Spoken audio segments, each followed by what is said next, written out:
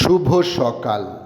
আজ 16ই আষাঢ় 1433, ইংরাজি 1 জুলাই 2026।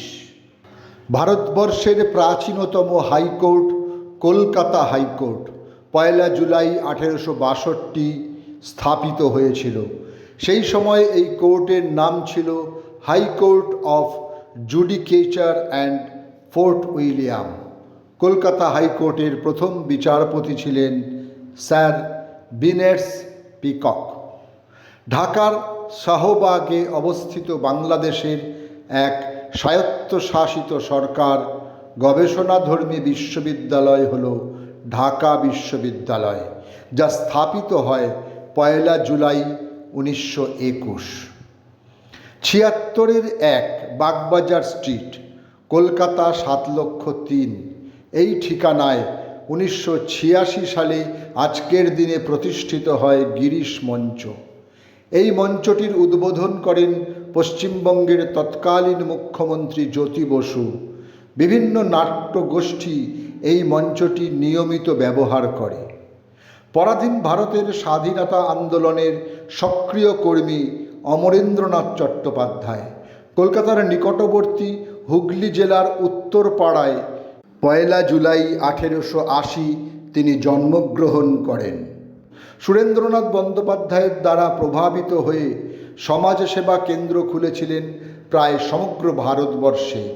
দেশভাগ বিরোধী আন্দোলনের সময় ব্রিটিশ পণ্য বর্জনের বিষয়টি চিহ্নিত করে অমরেন্দ্রনাথ জাতীয় স্বেচ্ছাসেবক আন্দোলনের নেতৃত্ব দেন।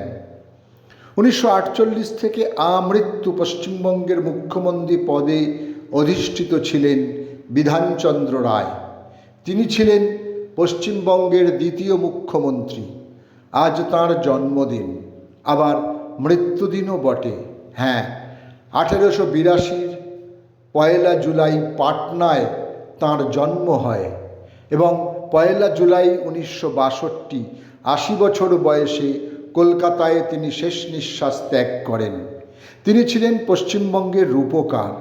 শিল্প সমৃদ্ধ বাংলা গড়তে তাঁর ত্রুটিহীন পরিকল্পনায় স্থাপিত হল দুর্গাপুর ইস্পাতনগরী, চিত্তরঞ্জন রেল ইঞ্জিন কারখানা। বাসস্থানের জন্য তৈরি হল কল্যাণী উপনগরী, লেকটাউন, লবণহ্রদনগর। শিক্ষিত বেকারদের বিপুল পরিমাণে কর্মনিয়োগের জন্য সৃষ্টি করলেন কলকাতা রাষ্ট্রীয় পরিবহন সংস্থা। 1 জুলাই 1907 বাংলাদেশের ঢাকায় জন্মগ্রহণ করেন রাজনীতিবিদ, লেখক ও সাবেক প্রধানমন্ত্রী আতাউর রহমান খান। 50 থেকে 60-এর দশকে বাঙালি স্বাধিকার আন্দোলনে তাঁর গুরুত্বপূর্ণ অবদান থাকলেও এরশাদ সরকারের প্রধানমন্ত্রী পদ গ্রহণ করে তিনি সমালোচিত হয়েছিলেন। তাঁর রচিত গ্রন্থগুলি হল ওজারতির 2 বছর, স্বৈরাচারের 10 বছর, প্রধানমন্ত্রিত্বের 10 মাস, অবরুদ্ধ 9 মাস প্রভৃতি। 1 জুলাই 1932 বর্তমান বাংলাদেশের পাবনায় জন্মগ্রহণ করেন বাঙালি কবি ও ঔপন্যাসিক আনন্দ বাগচি। তিনি ছিলেন কৃত্তিবাস পত্রিকার সম্পাদক, যদিও তখন আরও 2 জন সম্পাদক ছিলেন। তাঁরা হলেন সুনীল গঙ্গোপাধ্যায় ও দীপক মজুমদার।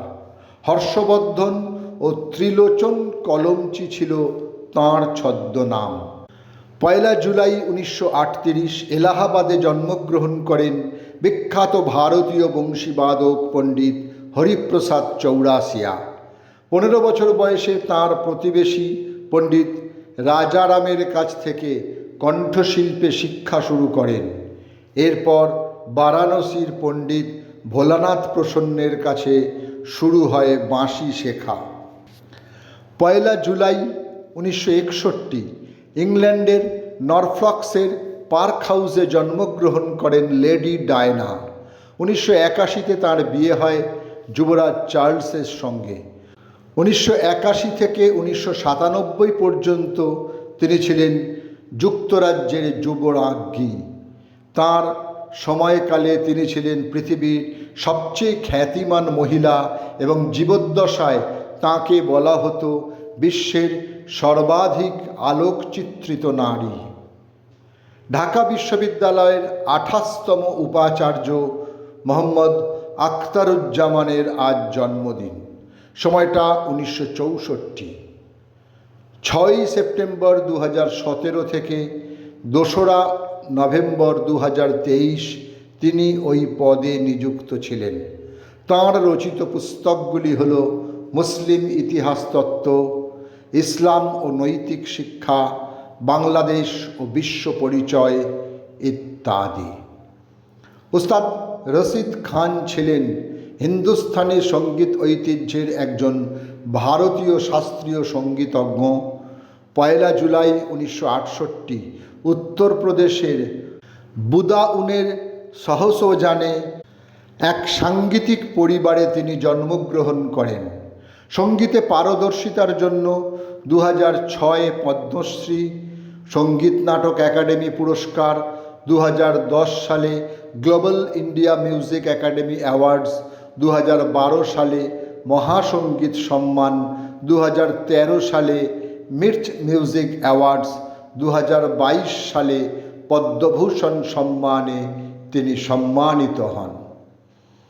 শ্বাসযন্ত্রের ব্যর্থতার কারণে 1 জুলাই 2004 ক্যালিফোর্নিয়ায় 80 বছর বয়সে প্রয়াত হন বিংশ শতাব্দীর সর্বশ্রেষ্ঠ অভিনেতাদের একজন মার্লন ব্র্যান্ডো। তাঁর কেরিয়ার জুড়ে অসংখ্য প্রশংসা অর্জন করেছেন তিনি।